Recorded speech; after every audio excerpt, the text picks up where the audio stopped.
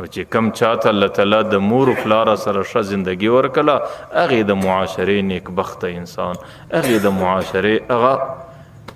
سعید او خوش قسمته انسان دی چې بیا د هغې دعا د مور و پلار د خدمت په خاطر باندې الله تعالی نه ردی، د هغې دعا الله تعالی قبلوي. په دې خاطر باندې پیغمبر علیه السلام تېره ورځ کې ما یو څه خبره کړې وه چې پیغمبر علیه السلام د یو صحابي په جنازه کې ولاړ دی چې د هغې څه مور ناراضه ده، د هغې غریب د ورځو څه دا کلمه پر ژبه نه جاري کېږي. ما درته ویل د هر عمل د هرې بد عملۍ سزا الله تعالی در قیامته پټوي، لیکن یو د مور و پلار د نافرمانۍ سزا الله تعالی په دنیا کې سړي ته ورکوي. او د ډېر ځله د هغې سزا دا چې پر حالت د زکندن الله تعالی انسان ته د شهادت کلمه نور نصیب کړي.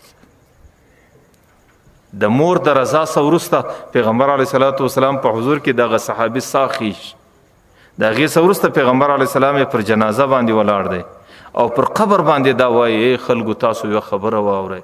چې د کم چا له مرګ په داسې حالت کې رالی چې مور و پلار ناراضه دي یا مور ناراضه دی یا پلار، پر هغې باندې د الله لعنت، پر هغې د فرشتو لعنت، پر هغې باندې د ټوله انسانیت لعنت، د هغې لا یقبل الله عدلا ولا صرفا، د هغې نه نفلي عبادت قبول دی نه فرضي عبادت قبول دی.